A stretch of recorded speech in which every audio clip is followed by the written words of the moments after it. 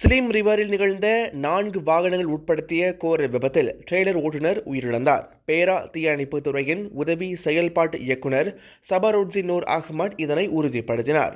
Slim river அருகே தெற்கு நோக்கி செல்லும் வடக்கு தெற்கு விரைவு சாலையின் 366 கிலோமீட்டரில் நேற்றிரவு 3 லாரிகள், ஒரு எம்பிவி வாகனம் ஆகியவை மோதி விபத்துக்குள்ளாகின. இந்த சம்பவத்தில் ட்ரெய்லர் லாரி ஓட்டுநர் மரணமடைந்தார். மேலும் 4 பேர் காயமடைந்தனர்.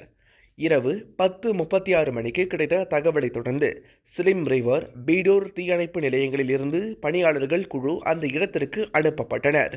சம்பவ இடத்திற்கு வந்தபோது ட்ரெய்லர் லாரியில் 40 வயது மதிக்கத்தக்க ஆண் ஒருவர் சிக்கிக் கொண்டது கண்டுபிடிக்கப்பட்டு அவர் இறந்துவிட்டதாக உறுதி செய்யப்பட்டது.